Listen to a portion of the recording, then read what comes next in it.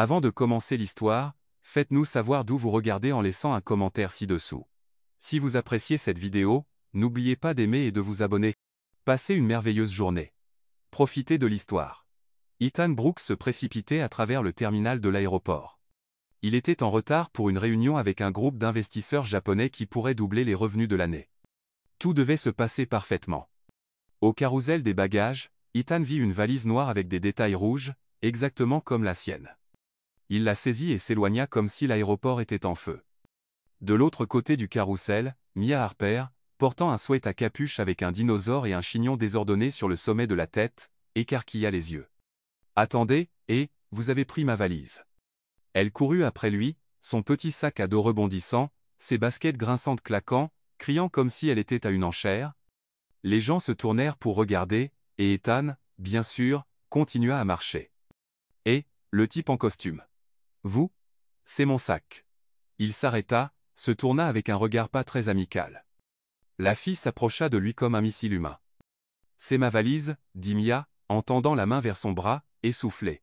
« Non, c'est la mienne. »« Mahu. »« Non, c'est la mienne. » répliqua-t-elle en tirant sur la valise. « Rendez-la-moi. »« Lâchez-la, mademoiselle. »« S'il vous plaît. J'ai une réunion dans 15 minutes. »« Je n'ai pas le temps pour. » grogna-t-il en la tirant en arrière. Cela déclencha un tir à la corde digne d'un match de championnat. L'un tirant d'un côté, l'autre de l'autre, et puis zip. La fermeture éclair céda. La valise s'ouvrit d'un coup. C'était comme si un défilé de mode de Victoria's Secret avait explosé sur le sol de l'aéroport.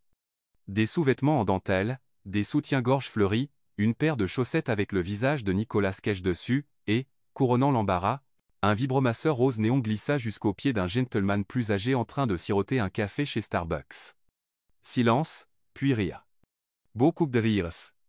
Mia se figea pendant une demi-seconde, puis tomba à genoux, se précipitant pour ramasser ses objets intimes aussi vite que possible. Ethan s'accroupit aussi, essayant d'aider. Mais chaque pièce qu'il touchait ne faisait qu'empirer les choses. « Ne touchez pas à mes culottes fleuries » hurla-t-elle en lui tapant sur la main. « J'essaie juste d'aider. » Pense. Aider ? Vous ne faites qu'empirer les choses. C'est vous qui avez continué à tirer. Vous avez pris le mauvais sac. Vous, banane corporative, clic. Quelqu'un prit une photo. Clic. Clic. Quelqu'un commença à enregistrer. Oh ouais, ça va définitivement sur TikTok, murmura un adolescent à proximité. Ethan rougit. Mia vira au violet. Le vibromasseur continua à briller sur le sol jusqu'à ce qu'un enfant tende la main pour l'attraper, pensant que c'était un jouet. La maman hurla. Plus de chaos. Super, dit Ethan. Maintenant, je suis célèbre à cause de vos sous-vêtements à imprimer avocat. Et je vais devoir vous poursuivre pour traumatisme public. Je vous enverrai la facture pour mon costume. Il y a des paillettes dans mes poches. Mia fourra tout dans la valise, referma la fermeture éclair avec fureur, et se leva, outré. Vous devriez vérifier l'étiquette du nom avant de prendre le sac de quelqu'un, M. Gros bonnet. Et vous devriez garder ça dans un endroit plus discret, dit-il en pointant subtilement l'objet qui dépassait encore à moitié de la valise. Elle le fixa comme si elle allait exploser. Puis, avec autant de dignité qu'elle pouvait rassembler, elle referma la fermeture éclair d'un clic ferme et recula d'un pas. Bonne journée à vous aussi, M. Glacial. Elle se tourna et s'éloigna, portant la valise comme un trophée de honte. Ethan regarda sa montre. 10 minutes avant la réunion. Il souffla, se tourna, revint au carrousel, et trouva sa vraie valise noire avec des rayures grises subtiles et une étiquette en cuir qui disait « E. Brooks ». Il la ramassa en silence, mais au fond, tout au fond, il sourit. Des heures plus tard, Ethan entra dans l'ascenseur de l'entreprise, respirant fort, les cheveux en désordre, et son costume montrant encore des traces de paillettes. La réunion avec les investisseurs japonais était sur le point de commencer. Il redressa son col, ajusta sa cravate, et prit une profonde inspiration. Les portes s'ouvrirent avec un carillon doux. Une réceptionniste bien habillée le guida vers une immense salle avec des fenêtres du sol au plafond, une table de conférence de la taille d'un terrain de golf, et des cadres en costume pointu avec des dossiers, des ordinateurs portables, et des regards concentrés. Parfait. Professionnel, foi. Corporatif. Mais ensuite, il la vit au bout de la table, juste à côté de M. Tanaka, l'investisseur principal ce matin-là. Elle était là, Mia Harper, avec le même chignon désordonné qu'à l'aéroport, essayant maintenant de se fondre sous un blazer de taille trop grand et une expression « je ne suis pas vraiment là ». Son cahier était posé de travers sur la table, et un stylo rose tremblait nerveusement entre ses doigts. Ethan se figea dans l'encadrement de la porte. Il s'arrêta, puis une seconde plus tard avança et dit, plus fort qu'il ne le voulait, « Vous vous moquez de moi. » C'est encore la folle aux sous-vêtements avec le vibromasseur. Toutes les têtes dans la salle se tournèrent vers lui. Mia plissa les yeux comme si c'était un mirage, mais ce n'en était pas un. La banane corporative était vraiment là, et il l'avait vue. Elle se recroquevilla dans sa chaise. « Mais. Brooks, dit l'interprète, essayant de reprendre le contrôle. Bienvenue. M. Tanaka, attend avec impatience votre présentation. Oui. Oui. Merci, répondit Ethan avec un sourire maladroit. Puis il se tourna vers Mia et murmura sarcastiquement, laissez-moi deviner. Vous êtes une experte en affaires internationales maintenant. Elle força un sourire. Je suis une secrétaire temporaire. Quelqu'un doit noter les bêtises que vous dites. Parfait. Alors notes-cha. Mais. Brooks a perdu la tête après avoir revu la reine des sous-vêtements. Je suis la victime ici. Vous, le lunatique en costume. C'est vous qui avez éparpillé ma lingerie partout dans le terminal. Ah. C'est vous qui avez tiré sur la valise comme une grue de construction, et maintenant vous débarquez ici en essayant d'avoir l'air professionnel. C'est mon boulot. Contrairement à vous, qui pense que PDG signifie clone à chaque occasion. Joli réparti. Vous voulez une petite plaque qui dit employé du mois pour embarras public? M. Tanaka fronça les sourcils et demanda quelque chose à l'interprète, qui hésita, clairement mal à l'aise, puis traduisit. Melusia. Tanaka aimerait savoir si vous deux vous connaissez. Nous connaître? C'est un euphémisme, murmura Ethan en s'asseyant. Nous avons eu une fois une bagarre publique à propos d'une valise pleine de vêtements intimes. Raina. Mia pressa les lèvres. Ce vibromasseur n'était pas dans la valise. Il est juste tombé dedans. Bien sûr. Il devait être dans votre poche, hein? Elle lâcha un soupir mortel.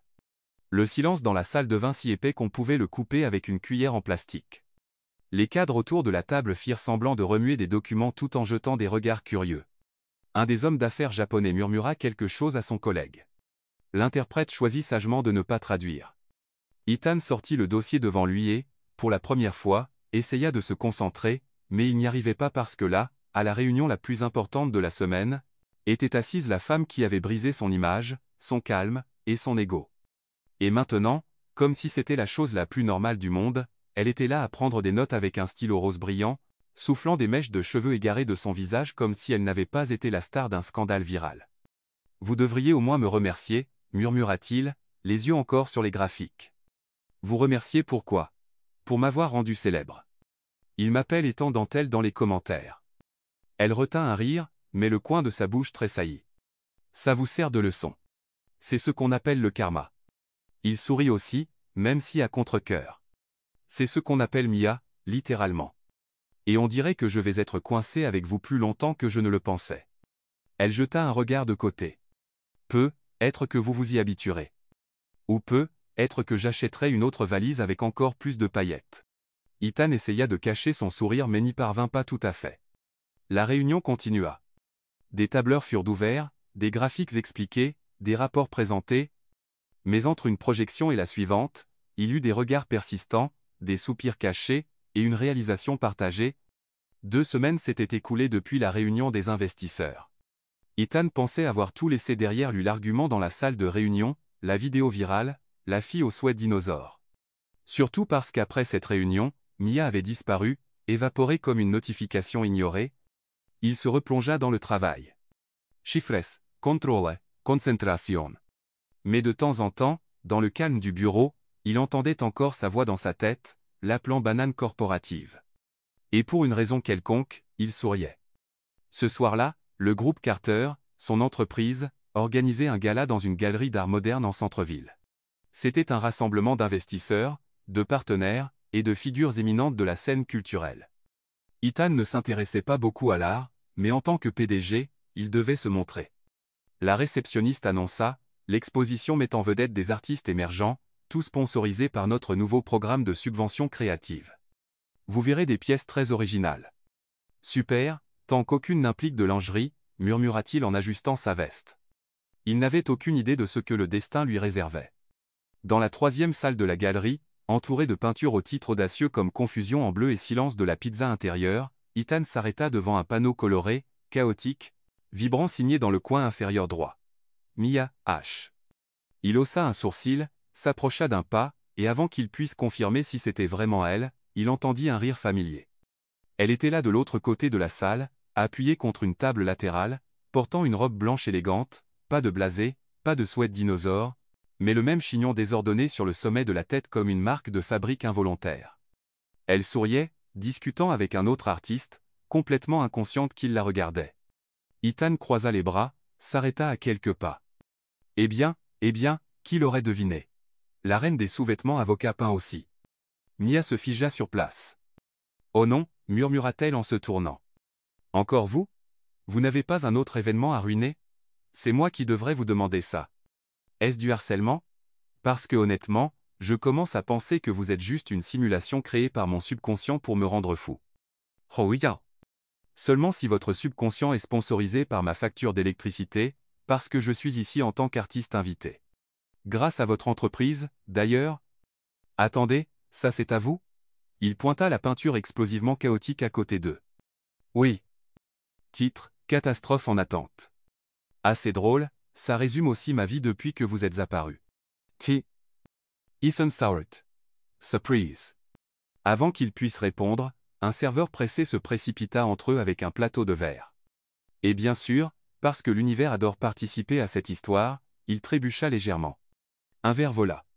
Le vin rouge traça un arc gracieux dans l'air et atterrit partout sur la robe blanche de Mia. Elle baissa les yeux, puis leva les yeux. Ethan resta là, bouche ouverte, clairement déchiré entre rire, fuir, ou offrir sa veste comme une excuse universelle. Bien sûr, dit-elle platement. Ma robe toute neuve est maintenant une pièce abstraite. Eh bien, si ça peut vous consoler, elle a l'air mieux maintenant. Un peu comme Panique au dîner, édition limitée. Allez au diable, Brooks. Vous voulez que je vous en achète une autre? Avec tout ce que vous me devez en humiliation publique, vous devriez m'acheter une garde-robe entière. Qui? Un petit groupe d'invités observait de loin. Une femme plus âgée murmura, « J'adore ces performances modernes. Si émouvantes. » Ethan commença à rire. Mia, essayant de garder son calme, céda et rit aussi. Les voilà, au milieu d'une exposition d'art sérieuse, riant à propos de vin et de robes comme si le monde s'était transformé en leur propre sitcom personnel. « Venez ici, dit-il en la tirant sur le côté de la galerie. Ça va? Elle regarda sa robe tachée. Ma fierté est morte, mais à part ça, super soirée. Honnêtement, je ne sais pas ce qui est pire, votre valise ou votre chance. Et je ne sais pas ce qui est plus étrange, à quel point vous m'agacez ou à quel point vous me faites rire. Ethan ne répondit pas. Il resta là à la regarder avec une expression plus calme, moins sarcastique. Elle croisa les bras, suspicieuse. Quoi? Rien. Juste vous êtes plus intéressante que n'importe quel graphique que j'ai vu toute la semaine. Elle leva les yeux au ciel. Si c'est un fleur déguisé, vous êtes nul. Je sais, mais c'est vrai. Les deux restèrent en silence pendant quelques secondes. Puis, en même temps, ils commencèrent tous les deux à rire à nouveau. Ça a été la nuit la plus embarrassante de ma vie, murmura Mia en essayant d'essuyer le vin avec la serviette en tissu de la galerie alors qu'elle descendait les marches de l'entrée. Et c'est dire quelque chose, vu que vous avez une fois été la star du moment valise le plus honteux du monde, ajouta Ethan, marchant à côté d'elle avec les mains dans les poches. Merci pour le rappel. Vous êtes comme une notification qui ne disparaît jamais. Une notification charmante. Une notification charmantement agaçante, ce qui la rend pire. Mia serra son manteau plus fort autour d'elle, essayant de cacher l'énorme forme tachée de rouge comme une carte des États-Unis sur sa robe blanche. Mon Uber a annulé encore. Maï? Elle se plaignit en vérifiant son téléphone. Sérieusement, cette app me déteste. Je peux vous déposer. Je pense que j'ai eu assez d'humiliation pour une nuit. Merci, Mia. Ethan tendit la main comme s'il offrait un traité de paix. Je ne veux juste pas que vous vous fassiez arrêter pour crime de mode en public. Elle le fixa pendant 3 secondes, puis soupira. D'accord, mais pas de commentaires stupides, pas de répliques de drague bon marché, et déposez-moi à la porte. Pas de détour. Promis, pas de flirt. Je suis juste un service de transport d'urgence émotionnel. Dans la voiture, le silence était confortable, le genre de silence que les gens partagent après s'être disputés trop au tout début d'une relation improbable. Ethan conduisait avec un calme surprenant. Mia regardait par la fenêtre, mais de temps en temps, elle lui jetait un regard furtif. Il semblait différent. Ou peut être que c'était juste l'éclairage. Ou peut être le fait qu'il ne craquait pas de blagues sur les sous-vêtements ou les paillettes. Quand la voiture s'arrêta devant un bâtiment modeste, elle détacha sa ceinture de sécurité. « Merci pour le trajet. »« Derin ?»« V. » Il regarda devant lui, hésitant une seconde. « Mia, je voulais vous demander quelque chose. » Elle fronça les sourcils. « Si c'est à propos du vibromasseur, je jure que je sors de la voiture tout de suite. »« Ce n'est pas ça, » rit-il. « C'est autre chose, plus professionnel, je pense. Maintenant, je suis inquiète. » Ethan se tourna vers elle. « La directrice créative de mon équipe a vu votre peinture à la galerie. Elle l'a adorée. Elle a dit que votre style est chaotiquement honnête, quoi que ça veuille dire. » Mia sourit. « Ça veut dire qu'elle peint comme si elle avait combattu le pinceau et gagné. Eh bien, elle veut vous inviter à faire partie de notre prochaine campagne de design interne. » Attendez, vous m'offrez un boulot ?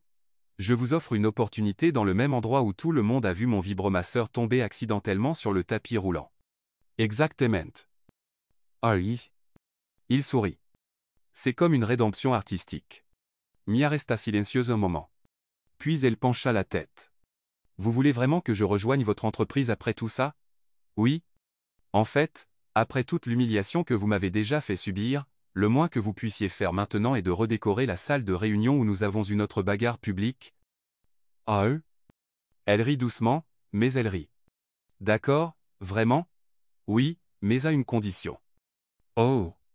Que personne, absolument personne, ne m'appelle reine de la lingerie dans les couloirs. Pas de promesse.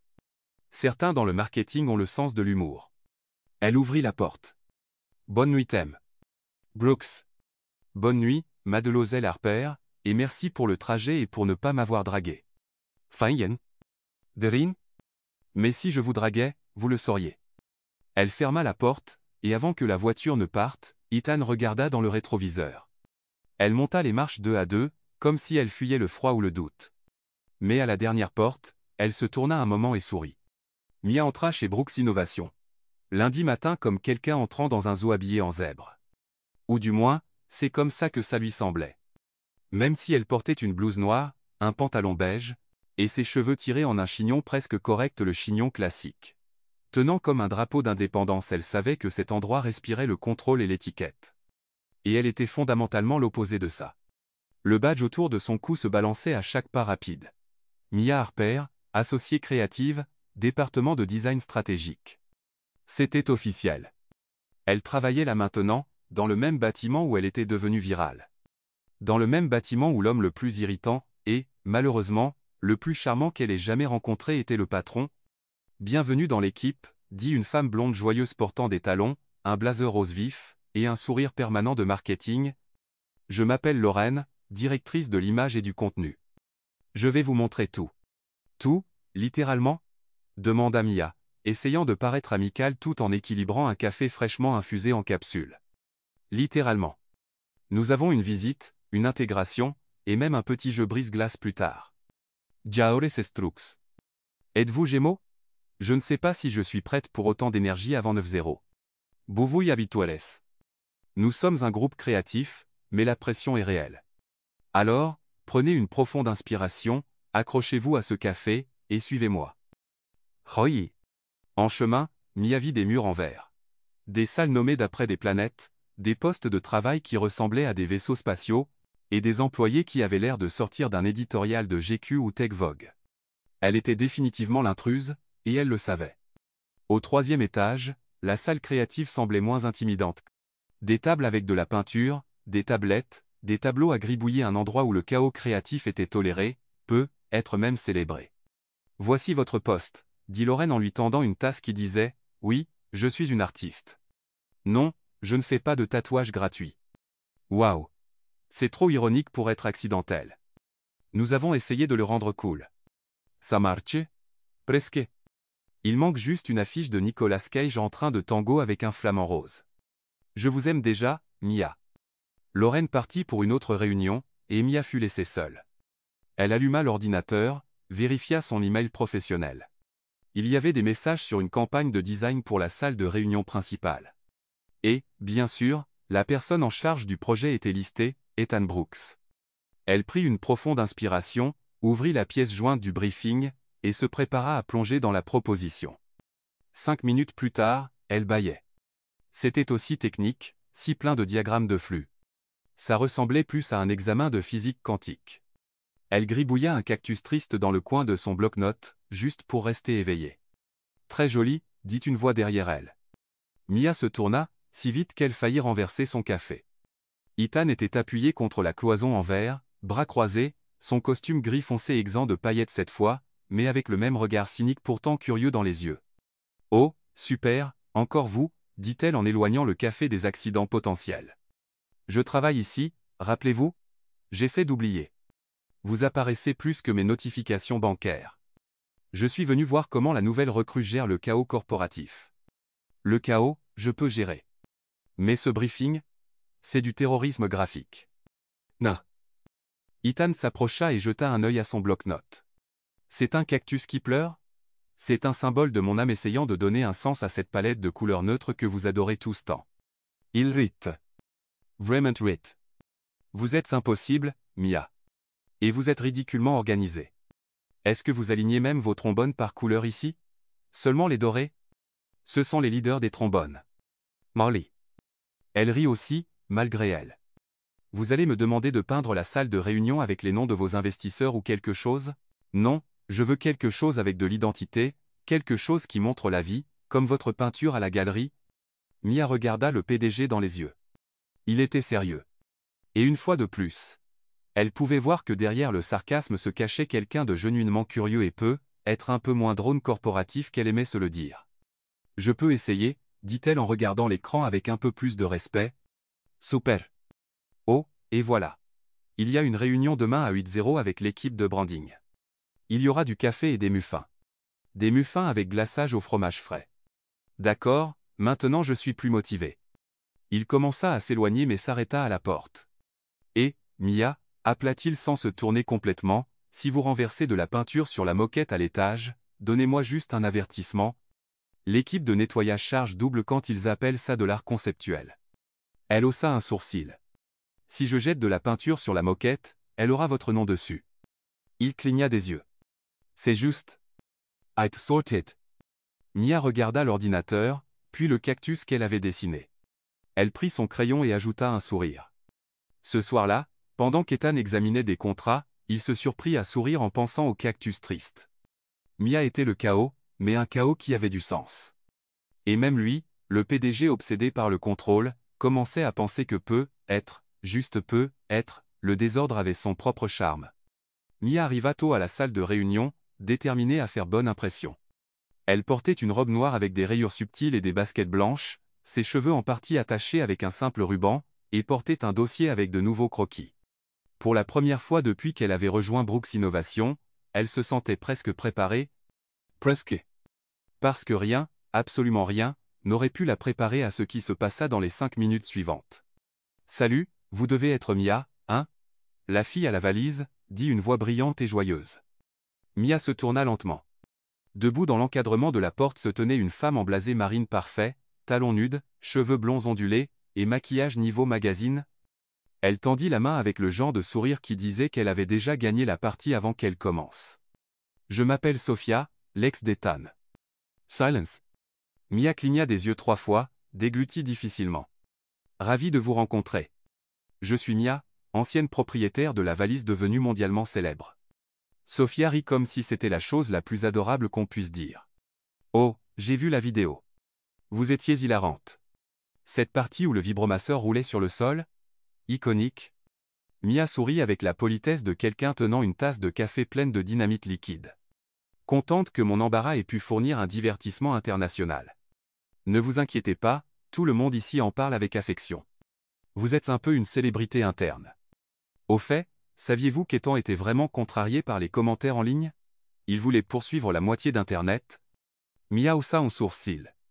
Quel gentleman. Ouais, il a toujours été intense comme ça, dans le bon sens, mais aussi très loyal, vous savez, protecteur. Je pense que c'est pour ça qu'on a toujours eu cette connexion vraiment forte. Elle toucha ses cheveux délicatement. Vous deux avez rompu il y a longtemps? Demanda Mia, regrettant déjà. Environ 3 mois. C'était mutuel, mais maintenant on travaille ensemble à nouveau. Drôle de coïncidence, hein? Mia se mordit l'intérieur de la joue.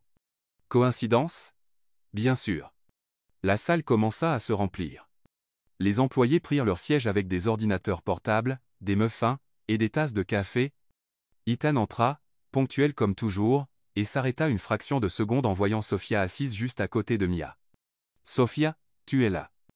Surprise, Rip L. J'ai été appelé pour aider avec la refonte de la marque. C'est un rôle temporaire, mais l'impact sera durable.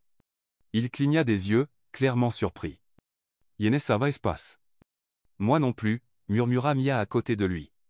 Ethan se reprit, marcha jusqu'au bout de la table, et ajusta des papiers. D'accord, tout le monde, commençons. Tout au long de la réunion, Sophia intervenait avec des commentaires enthousiastes, des blagues légères, et des compliments sur l'incroyable sens esthétique d'Ethan. Mia prenait de profondes inspirations à chaque « Ethan est incroyable » et « c'est juste comme Ethan est ».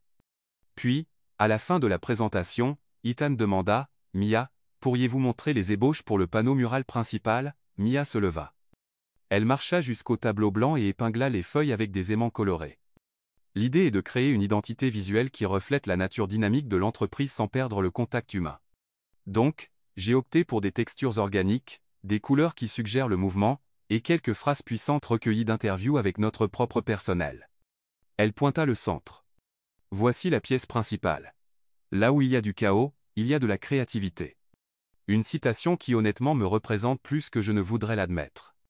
Certains membres de l'équipe hochèrent la tête. Sophia croisa les bras. Intéressant. Très conceptuel, cependant. Je me demande si ce n'est pas un peu trop sentimental. Mia tourna lentement la tête. Le concept est basé sur les retours de l'équipe créative. Bien sûr, mais quand même. Peut-être devrions-nous viser quelque chose de plus propre, commercial. Ou peut-être devrions-nous nous rappeler que être trop propre peut finir par sembler vide. Mali. Et peut-être que être trop sentimental pourrait passer pour non professionnel. La salle devint silencieuse. Ethan s'éclaircit la gorge.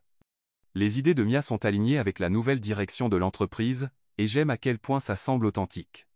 Donnons une chance à sa proposition. Sophia fit un sourire crispé, puis s'assit. Mia regarda Ethan pendant une demi-seconde. Il ne dit pas un mot, mais ses yeux en disaient long. Après la réunion, Mia se glissa dans la salle de pause pour prendre du café et respirer. Elle était si distraite qu'elle faillit verser du sucre dans le sel. « Ça va ?» demanda une voix derrière elle. C'était Ethan. Être appelé amatrice par l'ex du patron devant 15 personnes? Totalement bien.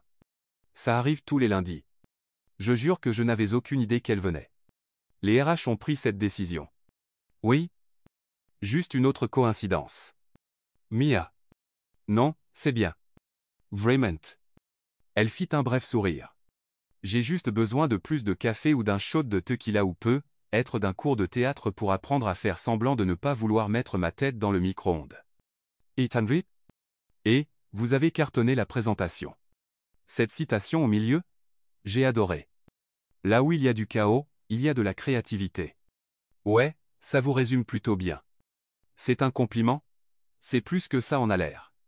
Mia soupira, puis après une seconde sourit en retour. Eh bien, puisque vous avez aimé, peut-être que je le peindrai sur le mur de la salle de réunion en rose néon avec des paillettes. Tiens. Seulement si c'est des paillettes biodégradables. Évidemment, je suis chaotique, pas imprudente. Ils rirent tous les deux. Et puis, dans ce moment inattendu entre tasses de café et blagues, quelque chose changea. Les choses devinrent plus calmes, plus proches. Mia. Aimeriez-vous? Commença Ethan, mais il fut interrompu par Lorraine, qui déboula, agitée. Ethan, on a besoin de vous au studio tout de suite.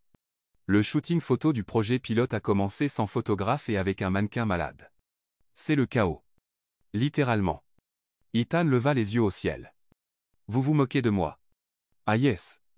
Vous êtes le seul qui peut empêcher ça de tourner en épisode de Boss et Panique. Il se tourna vers Mia, clairement réticent. Je vous verrai plus tard. Oh. Seulement s'il n'y a pas d'autres ex sur votre chemin. Elle est la dernière.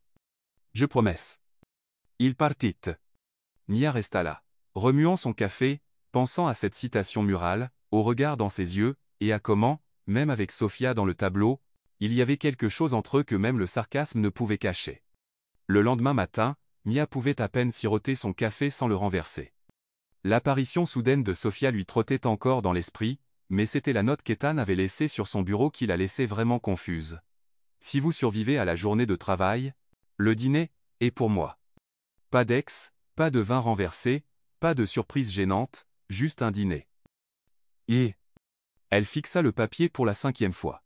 C'était ironique, direct, et étrangement doux. Mais avant qu'elle puisse décider si elle dirait oui, Ethan apparut à la porte de la salle créative. Oubliez le dîner. Quoi? Vous allez avoir besoin d'un week-end entier pour me pardonner, dit-il avec ce sourire tordu, mi-charme, mi-chaos. Je pars pour cet événement dans un ranch à la campagne. Il y a de l'art, des gens d'affaires, des investisseurs, et des chevaux plus chers que la plupart des appartements. Et je veux que vous veniez avec moi. Pardon, quoi? Vous voulez que j'aille dans un ranch avec vous? C'est un événement corporatif déguisé en retraite artistique. Vous êtes la seule artiste que je connaisse qui n'a pas peur de mettre des paillettes sur un PowerPoint. J'ai besoin de votre opinion. Peut être de votre compagnie, aussi. How? Et pourquoi dirais-je oui? Il sortit un petit contenant de son sac à dos, l'ouvrit. Des truffes au chocolat, faites maison avec des sprinkles belges, faites par moi ou mon chef. Mais c'est l'intention qui compte. Elle croisa les bras. C'est du chantage émotionnel avec du chocolat. Ça marche? Mia prit la truffe. Ça marche. 2 heures plus tard, la voiture d'Ethan roulait doucement sur la route. La climatisation était parfaite.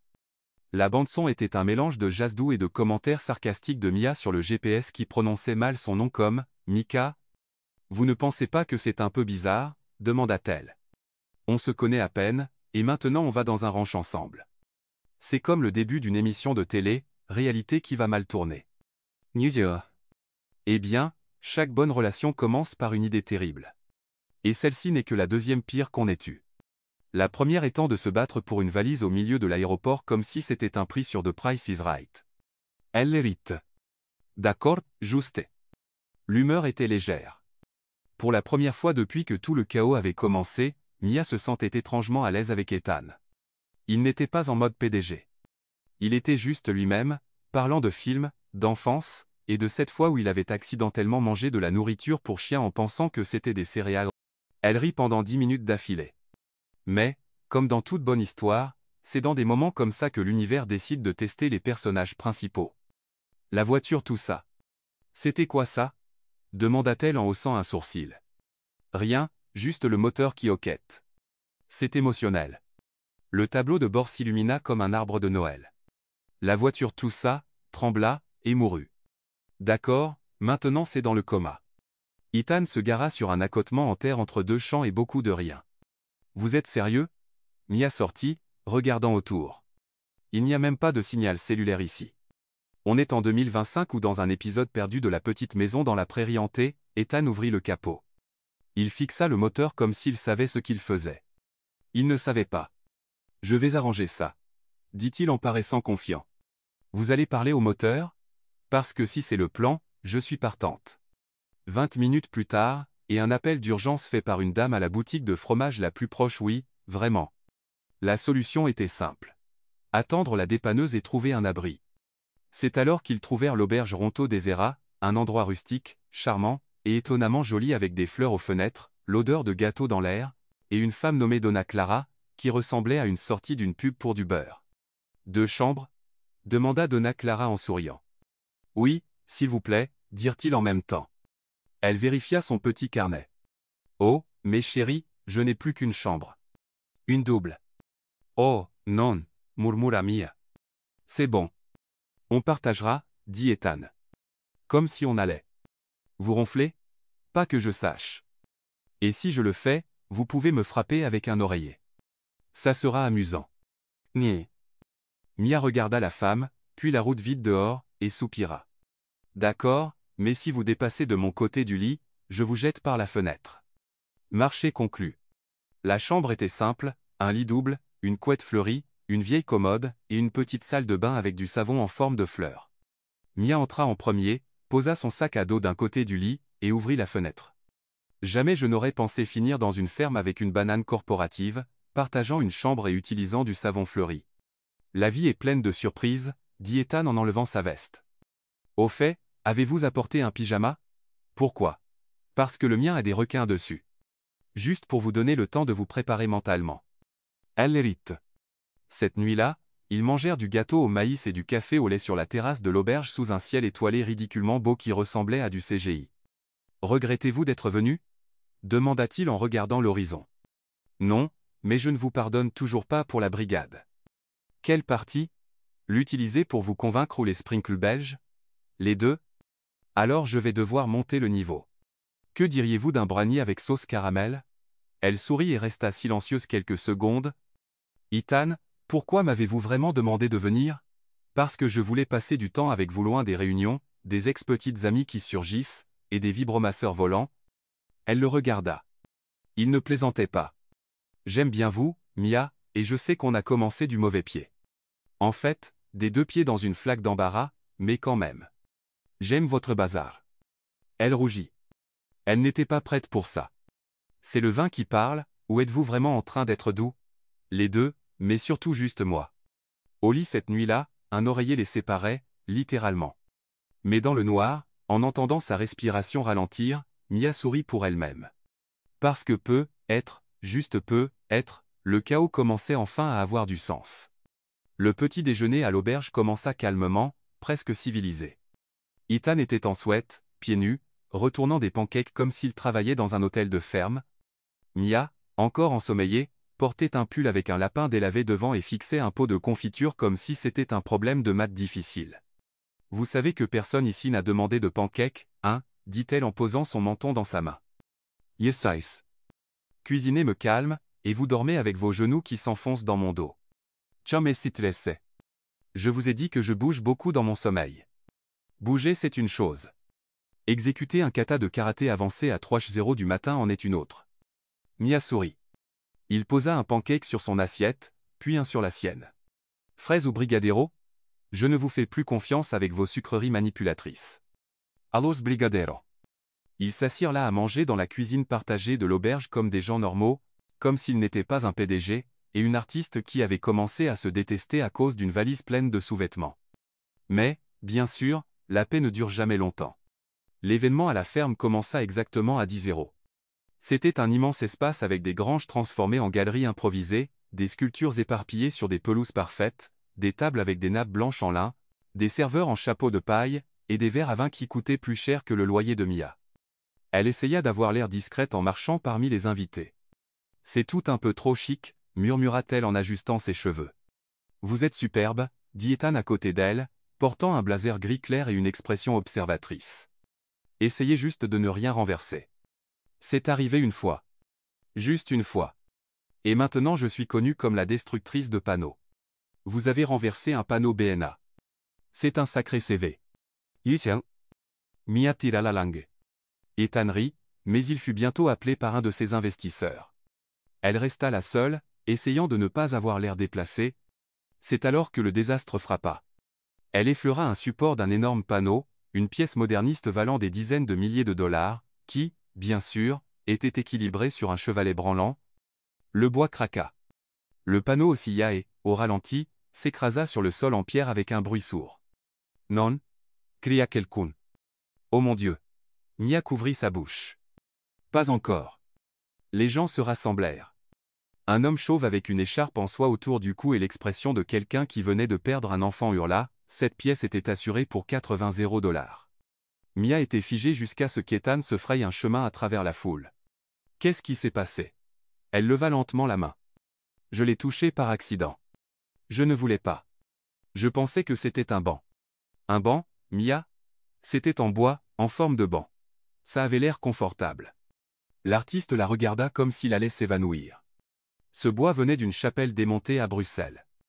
Oui. Oh, je ne savais pas que la Belgique faisait des meubles aussi dangereux.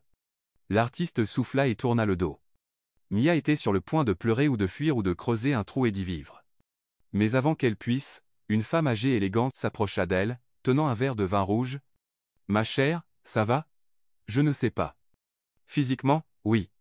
Mentalement, je suis en ruine. » C'est exactement ce que la pièce représente, dit la femme en pointant le panneau brisé au sol.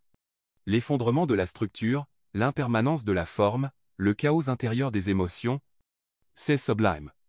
Je suis Eleanor Dubois, critique d'art pour Artsy International. C'était brillant, authentique, brut. Yimaris vos interviewer. Mia kligna desdieu. Ethan, à côté d'elle, resta la bouche légèrement ouverte. Vous êtes sérieuse? Bien sûr. Je note votre nom. Mia Hein. Mia Ha. C'est ça. Mia H pour Avoc. Alors que la critique s'éloignait, ravi par le désordre, Ethan attrapa le bras de Mia et la tira à l'écart, riant. Vous réalisez ce qui vient de se passer? J'ai cassé de l'art et sauvé l'événement avec du charme. Oh? Vous avez renversé un panneau au sol et fini avec une critique internationale. C'est comme de la sorcellerie moderne. Ajoutez-le à mon CV, destructrice de panneaux et aimant à louanges. Ils riant. Ils étaient seuls maintenant derrière le bâtiment principal, surplombant le champ. Vous savez, commença-t-il, vous me surprenez tout le temps. Parfois je ne me comprends même pas moi-même, et c'est un peu charmant. L'humeur changea. Ça devint calme, immobile. Ethan fit un pas plus près, puis un autre. Mia le regarda. Le vent jouait avec ses cheveux. Il leva la main, toucha une mèche. Puis-je? Demanda-t-il. Elle ne répondit pas. Elle resta juste là, respirant profondément. Presque. Presque. Mais ensuite, bien sûr, un stagiaire trébucha et cria « Attention au vin !» Seconde avant qu'une éclaboussure n'atteigne le costume blanc d'un investisseur.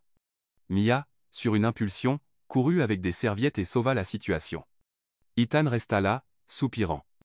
Presque, murmura-t-il. Plus tard, assise sur la terrasse de la ferme avec 2 verres de jus et sa chemise tachée de raisin, elle dit « Aujourd'hui a été intense.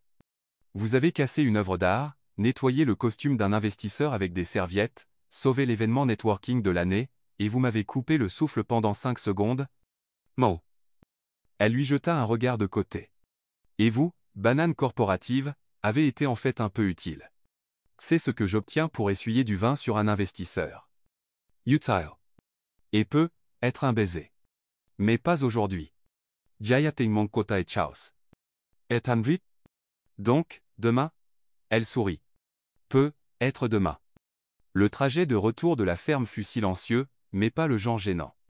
C'était un silence paisible, comme si les mots avaient déjà été dits à travers les rires, le vin renversé, un presque baiser, et le chaos artistique. Mia regardait par la fenêtre, ses yeux suivant les arbres qui passaient. Ethan, conduisant, la regardait de temps en temps. Il y avait encore des traces de peinture sur sa main, et il aimait ça. Puis-je vous demander quelque chose? Brisa-t-elle le silence. Vous demandez déjà. Avez-vous toujours été comme ça? Vous savez, si difficile à lire. Seulement quand je ne veux pas être lu. Elle le regarda. Et maintenant, le voulez-vous? Ethan réfléchit un moment. Oui, mais j'ai peur de ce que vous penserez quand vous finirez le livre. Mia fit un petit sourire. Si c'est mauvais, je gribouillerai juste une nouvelle dédicace. Quand ils arrivèrent en ville, ils partirent chacun de leur côté, mais la distance n'était que physique. Ils continuèrent à s'envoyer des textos stupides, des mèmes, et de petites blagues internes nées de sculptures tordues et de mésaventures avec du vin. Puis, 2 jours plus tard, un appel téléphonique changea tout. Mia reçut un appel d'Eleanor Dubois, la critique d'art qu'il avait vu renverser un display et avait en quelque sorte sauvé sa réputation avec du charme et du chaos. Mia, chérie, j'ai une ouverture de dernière minute pour une exposition internationale à Florence. J'ai besoin d'un nom frais, audacieux. Vous êtes sérieuse? Absolument. 3 mois, un studio payé, des mentors européens, des galeries de premier plan. C'est votre chance de percer. Mia raccrocha étourdie. 3 mois en Italie. 3 mois loin des loyers en retard, de son sweat dinosaure, et du chaos contrôlé chez Brooks Innovation. 3 mois loin d'Ethan. Cette nuit-là, elle le trouva sur le toit de l'entreprise. Il était dos à elle, regardant l'horizon urbain. Saviez-vous que le ciel au-dessus de New York peut sembler bleu mais se sentir gris quand on est incertain, dit-elle? C'est de la poésie ou un indice? Les deux? Ethan se tourna, et s'appuya contre la rambarde en verre. La critique a appelé, hein? Oui. Donc, vous allez peindre le monde? Elle veut que j'aille à Florence. 3 mois. Ethan ne répondit pas. C'est une énorme opportunité pour moi, continua-t-elle. Mais j'ai aussi ce boulot maintenant, et je vous ai vous, et tout ça. Ne me mettez pas sur la balance avec Florence. Mia. Je ne suis qu'un accident d'aéroport. Elle prit une profonde inspiration. Vous n'êtes pas juste ça. Alors qu'est-ce que je suis? Mia s'approcha plus près. Prêt? Vraiment prêt. Vous êtes la première personne qui m'a vraiment vu depuis longtemps, et ça me fait plus peur que de voler à travers le monde. Le vent se leva, mais aucun d'eux ne bougea. Je devrais vous dire d'y aller, dit-il d'une voix rauque. Parce que je sais que vous méritez ça. Mais si je suis complètement honnête, il leva une main et toucha son visage, je ne veux pas que vous partiez. Elle ne répondit pas avec des mots. Elle se pencha juste lentement, comme si elle avait peur de tout ruiner. Ethan n'attendit plus. Il l'embrassa. Ça commença doucement, comme s'il testait ce que c'était. Mais ça devint vite quelque chose d'inévitable, intense, rempli de tout ce qu'il n'avait pas dit. Ça ressemblait à chaque dispute, chaque rire, chaque accident entre eux qui avait mené à ce moment. Quand ils se séparèrent enfin, yeux encore fermés, Mia appuya son front contre le sien. Ça complique les choses. Mais c'est la chose la plus simple qu'on ait faite.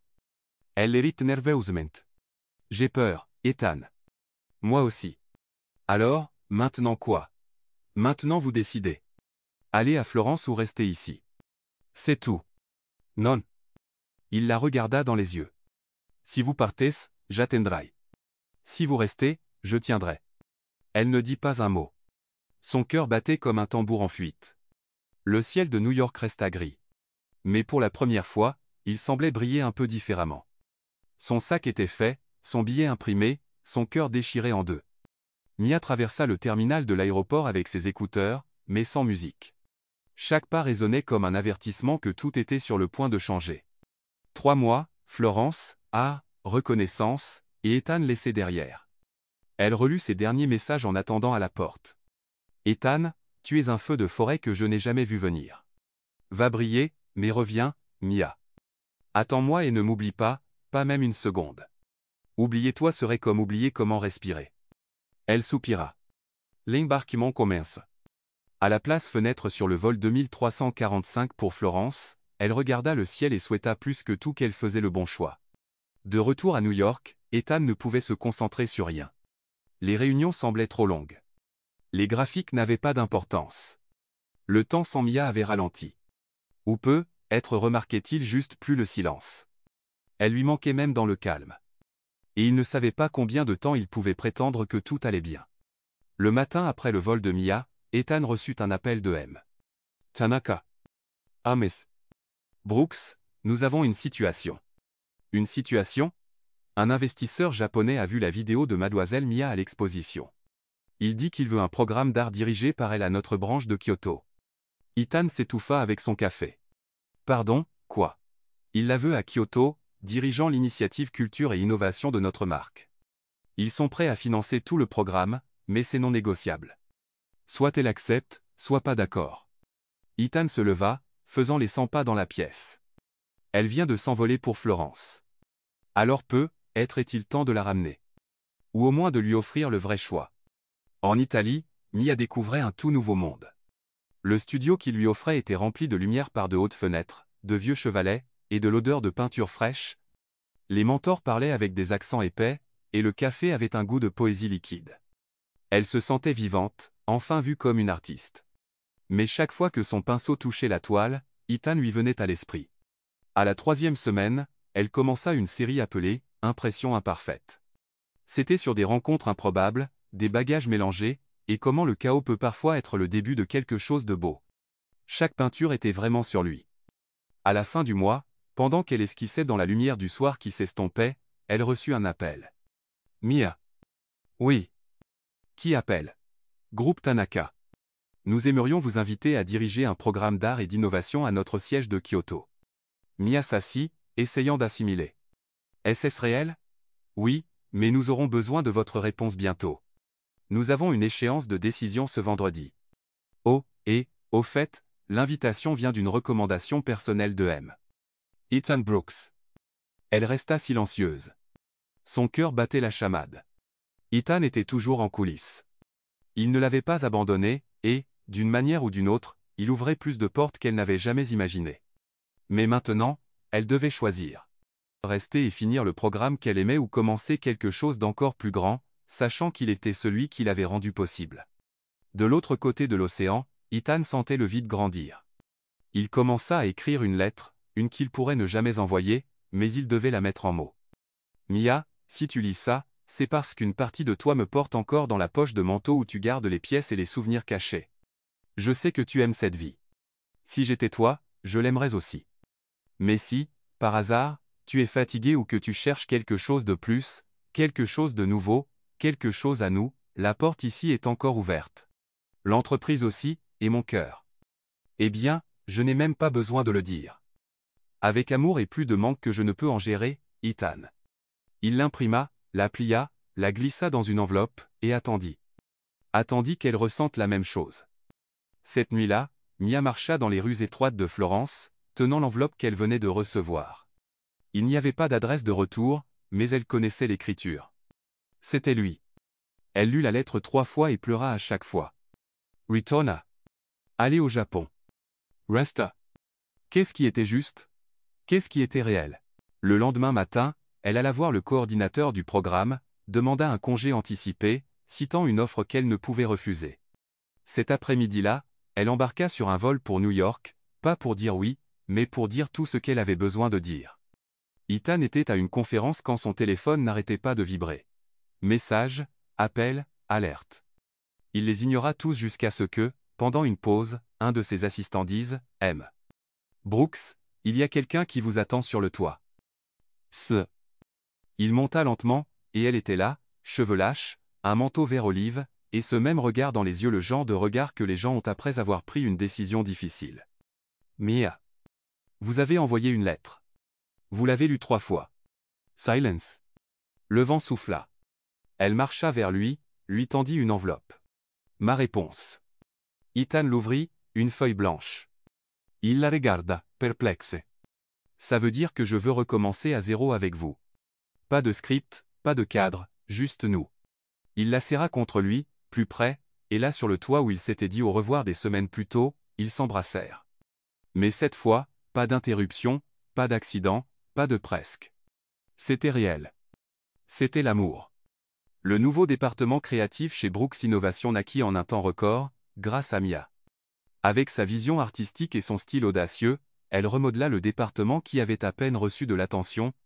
Elle lança des projets culturels liés à la tech, installa de l'art interactif dans le hall principal de l'entreprise, et un lundi matin, elle fit assister les cadres à un atelier d'aquarelle. L'art n'est pas juste beau, il est stratégique, dit-elle en tenant un pinceau avec de la peinture sur les doigts. Quand on arrête d'essayer de tout contrôler, les meilleures idées émergent. Ethan, de l'autre côté de la salle, prétendit détester tout ça, mais au fond, il était émerveillé. Mia secouait les choses, questionnait les rapports, réécrivait les règles, et lui, le maître du contrôle, commençait à apprécier le chaos jusqu'à ce que le passé frappe sous la forme de Marcus Van, l'ancien partenaire d'affaires d'Ethan, le genre d'homme qui pouvait transformer une salle en ring de boxe juste en souriant. Il entra au siège de l'entreprise. Dans un costume parfaitement taillé, portant une mallette en cuir et la nouvelle la plus toxique de l'année. J'achète 22% des actions de l'entreprise. Tu ne peux pas être sérieux, dit Ethan. Oh, je le suis. Et j'ai apporté des cadeaux. Van sortit un dossier avec des photos, des rapports, des captures d'écran de vidéo. Voici l'image publique de Brooks, une secrétaire avec un vibromasseur dans son sac, un PDG impliqué avec une employée, et une exposition d'art où le vin vole sur les actionnaires. Belle image, poétique, mais terrible pour les affaires. Mia entra dans la salle à ce moment précis. Elle s'arrêta à la porte, écoutant tout. Ethan referma lentement le dossier. Qu'est-ce que tu veux, Marcus? Un siège au conseil et une promesse que l'entreprise reviendra à ce qu'elle était autrefois, propre, efficace, rentable, pas d'artistes en désordre, pas de muse d'aéroport. Nia. Mia avance. Je peux quitter l'entreprise si c'est ce qu'il faut pour sauver ce que vous avez construit. Ethan se leva. Non, absolument pas. Tu n'auras peut-être pas le choix. Van sourit. La plupart des investisseurs ont déjà approuvé mon retour. Le vote final est dans 2 jours. Dehors sur la terrasse, la même vue qu'il y a des semaines, mais maintenant silence. Ethan fixait la ville. Mia le regardait. Le vent froid faisait danser ses cheveux. « Je ne veux pas être la raison de votre chute, dit-elle. Et je ne veux pas vivre dans un monde où vous n'êtes pas là. » Elle fit un sourire triste. Peut-être qu'on a besoin d'un peu de temps jusqu'à ce que tout se calme. Mia. Elle posa doucement sa main sur son visage. Chot. Embrassez-moi et promettez que vous ne me haïrez pas pour essayer de protéger ce que vous avez construit. Il ne répondit pas. Il l'embrassa juste avec l'urgence de quelqu'un qui sait que le temps est court, avec l'intensité de quelqu'un qui ne veut pas dire au revoir. Et quand ils se séparèrent, il savait que ce baiser n'était pas un au revoir. C'était une pause. 2 jours plus tard, le vote eut lieu. Ethan, debout devant le conseil, défendit Mia avec chaque mot qu'il pouvait trouver. Il montra les chiffres, la croissance créative, l'impact culturel. Mais les chiffres étaient encore jeunes, et Van savait jouer le jeu. Le résultat final fut serré. Marcus Van était de retour avec le pouvoir de licencier et une promesse que Mia serait dehors d'ici, la fin de la semaine. Cette nuit-là, Ethan alla à son studio improvisé. Il était vide sauf pour une toile blanche et un mot. « Je sais que tu as combattu. Maintenant c'est mon tour de combattre d'ici. Si je ne suis qu'une distraction, alors tu dois retrouver ton focus. Mais si je fais partie de ta vision, attends-moi. Je trouverai un moyen. M. » Il s'assit par terre à côté de la toile blanche, ne sachant pas si ce qu'il ressentait était de la colère, du manque, ou de la fierté. Mia quitta l'entreprise, mais elle ne disparut pas. Elle prit un poste de curatrice indépendante dans un centre culturel de la ville. Elle créa des expositions, bâtit des partenariats, et, petit à petit, son nom devint un symbole d'innovation créative. Et un jour, sans avertissement, elle se présenta au siège de l'entreprise pas pour demander son boulot en retour, mais pour présenter une proposition. « Je veux utiliser un des espaces abandonnés de Brooks pour créer un hub d'innovation artistique. » Ça généra des médias positifs, attira un public plus jeune, et aidera à inverser les dommages d'une certaine vidéo virale de lingerie. Van Eritt. Vous avez du culot. Oh. Oui, et vous avez un problème de RP. Avons-nous un accord? Étonnamment, il accepta. Mais avec une condition, elle ne pouvait avoir aucune implication directe avec Ethan, et elle accepta, pour l'instant. À l'ouverture du nouvel espace, la presse se présenta. Les chiffres montèrent en flèche. Et le nom de Mia fut à nouveau lié à Brooks pas comme un scandale, mais comme un succès. Ethan observait de loin, fier, silencieux. Elle était encore le chaos dans son ordre, et il était la structure dans sa liberté. Mais ils étaient encore séparés jusqu'à ce que quelque chose arrive. La nuit était tombée sur New York avec une étrange immobilité, le genre de silence qui vient juste avant une tempête. Ethan Brooks finissait des rapports au siège de Brooks. Innovation quand son téléphone vibra. Ou message anonyme. Vérifiez le contrat 384Z dans le dossier des projets externes. Van n'est pas qui il semble. Ex. Ethan fronça les sourcils. Il était tard. Il était fatigué. Mais le numéro de contrat attira son attention. Ce n'était pas n'importe quel projet. C'en était un que Van avait personnellement introduit, un accord discret avec des investisseurs européens. Ethan n'avait pas eu d'accès direct, juste approuvé formellement. Faisant confiance au nouveau partenaire, il se leva de sa chaise et alla au fichier numérique de l'entreprise. Après quelques clics, il trouva le dossier. Le contrat 384Z était là, et avec lui, 2 pièces jointes cachées cryptées. Ethan savait décrypter. 3 cafés, 2 plantages système, et un cri de « Allez, sérieusement !» Plus tard, les fichiers s'ouvrirent. Il s'effigia. Des emails entre Van et une société écran. Détournement de fonds. Transfert vers un compte aux îles Caïmans. Faux document avec la signature numérique de Mia. Le sang d'Ethan se glaça. C'est sérieux. C'est criminel. C'est un piège. Le lendemain matin, Ethan alla directement au centre culturel où Mia travaillait. Elle était dans une salle avec des enfants, les guidant à travers une murale faite de collages et de papier recyclé. Elle portait une salopette en jean, pieds nus, pleinement concentrée. Il détestait interrompre des scènes comme ça. Mais il n'y avait pas de temps. Mia, dit-il. Elle se tourna lentement. Son expression changea au moment où elle vit son visage. Ethan, y a besoin de te parler maintenant. Heute. Minutes plus tard, ils étaient seuls dans la salle de céramique.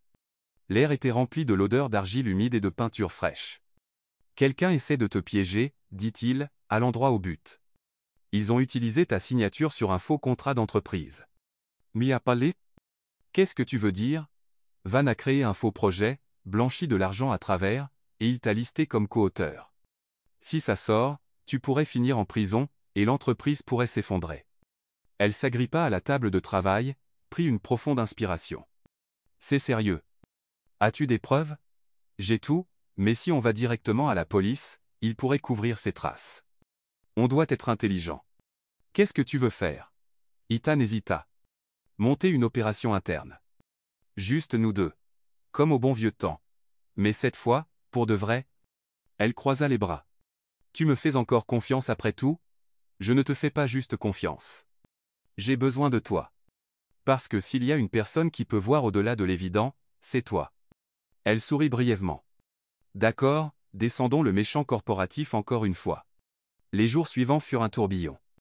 Ethan fouilla les archives internes. Mia s'associa à un ami hacker pour tracer les transactions de Van. Ils se rencontraient la nuit dans l'ancien studio abandonné de l'entreprise, dormaient à tour de rôle, mangeaient de la pizza froide, riaient à de vieux mèmes pour alléger l'humeur. Ça ressemblait à une version nerdy, désespérée de Bonnie et Clyde. Mais le vrai danger était encore devant. Tôt vendredi matin, le hacker de Mia apporta la pièce finale de preuve. Van essaie de vendre une partie de l'entreprise à une multinationale concurrente illégalement. Les papiers sont déjà préparés. Il essaie de détruire Brooks de l'intérieur et de faire un profit, dit Ethan, stupéfait. Mia le regarda. Si on apporte ça au conseil demain, tout change, ou on perd tout. Mais, ensemble. Hollanto. Toujours ensemble. Ils se regardèrent. Et à ce moment, ils n'étaient pas juste des partenaires dans un complot. Ils étaient des partenaires dans la vie. Ethan avança. Elle aussi. Pas de mots, juste la certitude. Ils s'embrassèrent. Et cette fois, le monde aurait pu s'effondrer autour d'eux. Ils ne l'auraient pas remarqué. Le lendemain matin, une réunion d'urgence du conseil fut appelée. Tout le monde était là, même Van dans son costume à $3 et son air suffisant, prêt pour la victoire. Ethan se leva, distribua des copies imprimées au conseil, expliqua chaque mouvement, pointa les comptes, les documents forgés. Puis il joua une vidéo, une conversation enregistrée entre Van et son complice. Claire, indéniable. Van essaya d'objecter, mais c'était trop tard. Le vote fut unanime. Renvoi immédiat, arrestation en attente, enquête fédérale. Mia, debout au fond de la salle, prit une profonde inspiration. Elle était libre et, plus que ça, innocentée. Dans les jours qui suivirent, l'atmosphère de Brooks changea. L'entreprise se réinventa. Les investisseurs revinrent. Sa réputation fut restaurée. Et au milieu de tout ça, leur amour grandit. Ils déjeunaient ensemble. Discutaient de projets arts-tech, passaient les dimanches à regarder de vieux films et à critiquer les costumes. Ethan changeait. Il devint plus léger. Mia changeait. Elle devint plus confiante. Et puis vint la surprise finale. Un samedi ensoleillé, Ethan emmena Mia dans une clairière en dehors de la ville. Il y avait un cottage, une toile blanche installée dans la cour, et des dizaines de photos d'eux accrochées à des lignes de ficelle. Elle sourit, suspicieuse. C'est quoi tout ça? Un cadeau, mais avec une condition. Il s'agenouilla, sortit une petite boîte de sa poche. Mia, tu as ramené ma santé mentale en retournant ma vie sens dessus-dessous. Tu m'as fait rire au pire jour, et tu m'as montré que l'amour peut commencer par un mélange de bagages à l'aéroport. Mia, seras-tu l'artiste officiel de ma vie, ma partenaire permanente, ma femme? Mia rit à travers les larmes. Seulement si le gâteau de mariage a des paillettes. Marché conclu. Alors, oui. Ils s'embrassèrent à nouveau, et cette fois c'était pour toujours. L'invitation disait tout. Mia et Ethan vous invitent au mariage le plus improbable, imprévisible, et incroyablement romantique de l'année. Date, samedi, une ferme à la campagne. Code vestimentaire, décontracté, chic, ou inspiré d'artistes. Oui, même les sweats dinosaures sont bienvenus. C'était parfaitement eux. Le soleil brillait sur les champs verts où tout avait commencé.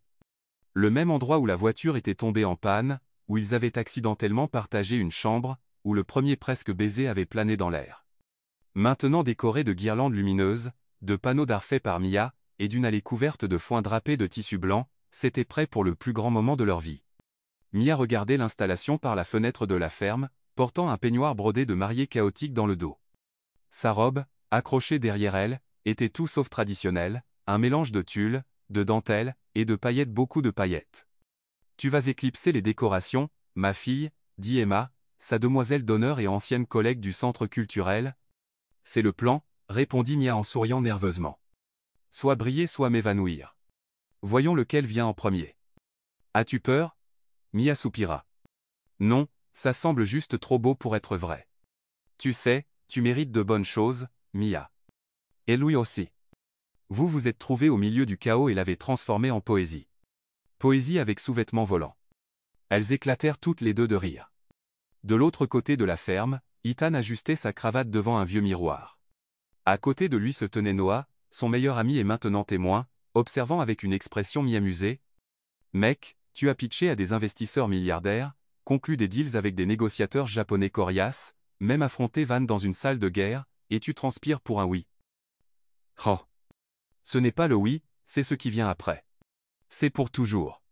Détends-toi. Si tu as survécu à ce show de bagages à l'aéroport, tu peux gérer n'importe quoi. Ethan Zit? J'aime cette femme, Noah. Elle a retourné mon monde sens dessus-dessous, et je n'ai jamais été plus sûr de quoi que ce soit. Alors allons-y. Temps de le dire avec un baiser, dit Noah en lui tapotant le dos. Les invités commençaient à arriver. Il y avait des gens en costume et cravate, et d'autres en tenue colorée. Certains portaient des habits formels. D'autres des robes au crochet et des lunettes de soleil oversize. Une femme plus âgée portait une blouse avec un imprimé vibromasseur. Un gentleman plus âgé portait un t-shirt qui disait « J'ai vu la bagarre de valise ». J'étais Team Mia. Les chaises en paille étaient arrangées en semi-cercle. Un quatuor à cordes répétait doucement, mélangeant Beethoven avec des chansons pop instrumentales. Et puis l'inattendu se produisit. Il plut. Oui. Au milieu d'un ciel clair et de prévisions joyeuses, un nuage sournois fit son apparition. Les premières gouttes vinrent doucement. En quelques secondes, ça tourna à l'averse. Non, cria Mia de la fenêtre, regardant l'arrangement floral osciller dans le vent. Déplaçons-nous dans la grange. Cria quelqu'un. L'équipe de l'événement passa à l'action. Les invités se levèrent, certains riant, d'autres protégeant désespérément leur coiffure. Ethan, debout à l'hôtel improvisé, ouvrit simplement les bras et regarda le ciel. Bien sûr que ça arriverait, dit-il avec un sourire. Une demi-heure plus tard, tout le monde était à l'intérieur de la grange rénovée. Les lumières étaient allumées, des balles de foin transformées en sièges de dernière minute, et l'hôtel reconstruit avec des rideaux floraux et des peintures de Mia en fond. Ethan se tenait au centre, chaussures un peu boueuses et cheveux légèrement humides. Pourtant, il avait l'air de l'homme le plus heureux du monde. La musique commença, une version instrumentale de Can't Help Falling in Love. Et puis elle entra. Mia marcha aux côtés de sa mère, tenant un bouquet fait de fleurs séchées et de pinceaux. Saro Bessintier. Son sourire était timide. Et ses yeux disaient tout. Elle s'arrêta devant Ethan. Je pensais que tu allais être en retard, murmura-t-il. Je suis la mariée. Je devais être en retard pour que tu m'attendes. L'officiant sourit. Nous sommes rassemblés ici aujourd'hui. Mais personne n'entendit vraiment le reste de la phrase parce que les regards, les souvenirs, les sentiments, ils étaient tous là dans le silence entre deux. Le moment le plus important n'était pas le discours. C'était ce qu'il ressentait. Quand ce fut le temps des vœux, Mia parla en premier. Je promets de continuer à renverser des choses et à perturber les horaires et à te rappeler que la vie sans art n'est qu'une jolie routine. Je promets de rire de tes tableurs et de glisser des paillettes dans tes poches quand tu t'y attends le moins. Je promets d'être moi, mais avec toi. Ethan prit une profonde inspiration. Je promets d'arrêter d'essayer de contrôler le monde et de te laisser me surprendre chaque jour. Je promets de te protéger des critiques, des doutes, et de tout vibromasseur surprise. Je promets d'être ton sol pendant que tu voles. Ils rirent tous les deux. L'officiant retint un rire aussi. Par le pouvoir qui m'est conféré, je vous déclare maintenant mari et femme. Vous pouvez embrasser. Ils s'embrassèrent, et cette fois c'était pour de bon. La fête fut un événement en soi. Mia avait installé une piste de danse avec des projections colorées. Ethan organisa un bar à boissons avec des noms comme Contrat d'amour, Baiser volé, et Caipirinha confuse. Il y eut du karaoké. Il y eut du gâteau avec des paillettes comestibles. Il y eut une dame qui tomba dans la piscine et dit qu'elle baptisait le mariage. Il y eut de la danse jusqu'au sol, oui, même. Tanaka. Et tard dans la nuit, quelque chose de plus se produisit. Ethan prit le micro. Mesdames et messieurs, j'ai besoin de 5 minutes de votre attention. Tout le monde se tourna pour regarder. Quand j'ai rencontré Mia, Je me précipitais vers ce que je pensais être le succès, et elle m'a fait trébucher, littéralement. Et dans ce trébuchement, j'ai trouvé tout. Aujourd'hui, je veux partager quelque chose que beaucoup d'entre vous n'attendaient pas. Tout le monde retint son souffle. À partir du mois prochain, je démissionne de mon poste de PDG de Brooks Innovation. Certains invités échangèrent des regards surpris. Parce que je démarre une nouvelle entreprise, un mélange d'art et de business, et son nom sera Brooks & Mia. Des applaudissements éclatèrent. Mia pleurait et riait en même temps. Il tendit la main. Tout ce dont nous avons besoin est un partenaire de plus et quelqu'un que j'aime qui est assez fou pour me rejoindre. Elle monta sur scène et l'embrassa fort. Où que tu ailles, j'irai, mais à une condition. Laquelle? Plus jamais de mauvaises valises. Ils rirent et s'embrassèrent à nouveau. La vie de Mia et Ethan après le mariage était tout sauf traditionnelle. Il y avait plus de paillettes que de livres de développement personnel, plus de café renversé que de dîner aux chandelles, et un emploi du temps hebdomadaire rempli de réunions d'artistes et de sessions de brainstorming au lit avec du pop-corn et du fudge au chocolat. Mais il y avait de l'amour. Tant d'amour. Et un matin ordinaire, avec le bruit de la machine à café en fond et Mia fouillant dans le frigo à la recherche de quelque chose d'acide avec du chocolat, tout changea. Ethan, appela-t-elle de la cuisine. Hein? C'est bizarre. Quoi? J'ai envie de cornichons avec du lait concentré sucré. Silence. Tu plaisantes, hein? Non. Et il y a plus. J'ai pleuré aujourd'hui parce que j'ai vu une vidéo d'un canard poursuivant un chiot. Et je déteste les canards. Ethan apparut à la porte avec un sourcil levé. Tu veux dire, je ne sais pas, répondit-elle, yeux écarquillés. Mais mon app dit que j'ai 5 jours de retard. Et mes seins font mal comme si j'avais couru un marathon sans soutien-gorge. Silence, un regard, un flash de panique, puis un d'espoir. Devrions-nous acheter un test? Demanda-t-il. Maintenant. Le silence dans la salle de bain était aussi épais que la vapeur dans un sauna. Mia faisait les 100 pas. Ethan s'appuyait contre la porte, tenant la boîte du test comme si c'était sacré. 3 minutes, hein? Ça fait déjà 5. Va vérifier. Regarde toi. C'est toi qui as fait pipi dessus. Elle soupira, prit une profonde inspiration, et attrapa le test. 2 lignes. Les yeux d'Ethan s'écarquillèrent. Ça veut dire.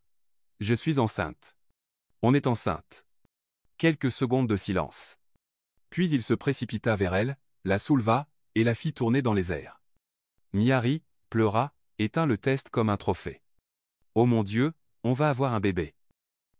On va avoir un petit chaos ambulant. Au premier rendez-vous chez le médecin, le docteur sourit juste après l'échographie. Êtes-vous prêt à savoir? Ethan serra la main de Mia comme s'ils étaient sur des montagnes russes. C'est un garçon. Mia regarda l'écran, puis son mari. Le son du battement de cœur du bébé remplit la salle. Un garçon, répéta-t-elle, les yeux larmoyants. Un petit garçon. Un mini Ethan avec des cheveux en désordre et un flair pour le drame, ajouta-t-il. Un bébé avec une âme d'artiste et un calendrier de PDG dangereux. Ils rirent et quittèrent le rendez-vous bras dessus bras dessous, débattant déjà des noms. Rien de trop commun, mais rien qui sonne comme un parfum non plus. D'accord. Et rien qui rime avec panty. C'est important. La baby shower ne pouvait pas être normale. Pas avec eux. Le thème, mission impossible, couche et amour. Tous les invités portaient du noir avec des lunettes de soleil sombre. La déco était un mélange d'Hollywood et d'équipements bébés. Il y avait une station de truffes au chocolat gourmet, une autre avec des mini-couches remplies de bonbons, et un jeu appelé Devinez si, c'est une couche ou un chocolat enrobé. Quand ce fut le temps de révéler le nom, un drone descendit du plafond portant une bannière, Bienvenue au monde, Liam Brooks. Ça sonne un peu comme un nom de réalisateur de film, dit Mia. Parfait, répondit Ethan. Il dirigera l'histoire la plus folle de nos vies. Dans les semaines qui suivirent, ils plongèrent dans les achats pour bébé. Ce berceau ressemble à une capsule NASA. Celui-ci a Bluetooth.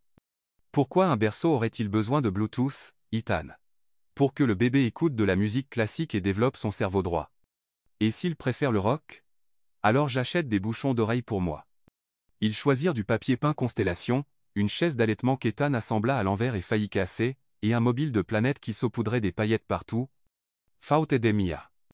La nurserie se transforma bientôt en un pays des rêves, couleurs douces, livres pour enfants, et une petite toile blanche où Mia avait déjà commencé à peindre la première œuvre d'art de Liam.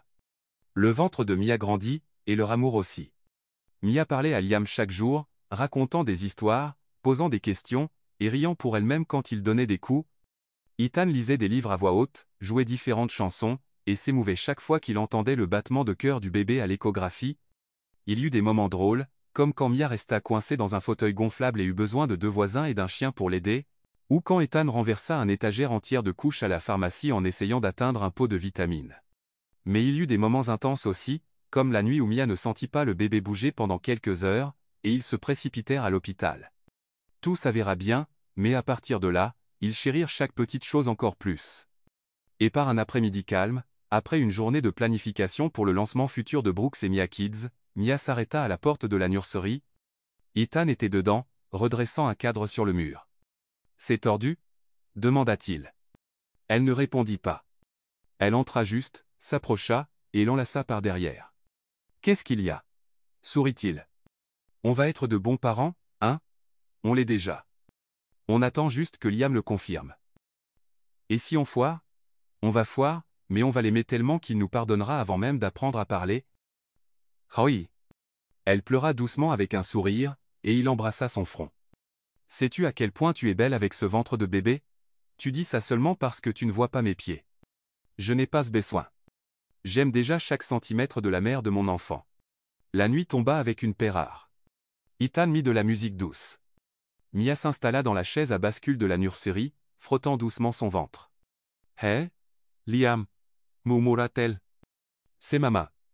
Le monde dehors est un peu fou, ok, mais ici avec papa et moi, c'est tout amour. » Ethan s'agenouilla et posa son oreille sur son ventre. « Fils, juste pour que tu saches, on n'est pas exactement normaux, mais on va t'aimer d'une façon que personne d'autre n'a jamais fait. » Le bébé donna un coup. Ils rirent tous les deux et se regardèrent. « Je pense qu'il a compris le message, » dit Mia. « Ou il demande le silence. On parle trop. Alors il tient définitivement de toi. » Ils rirent à nouveau, et là, dans la douce lueur étoilée de la petite nurserie bleue, l'avenir semblait aussi certain que les coups venant de l'intérieur. Liam n'était pas encore né, mais il était déjà, sans doute, le personnage principal de la prochaine grande aventure de Mia et Ethan, et le chaos n'avait jamais semblé si doux,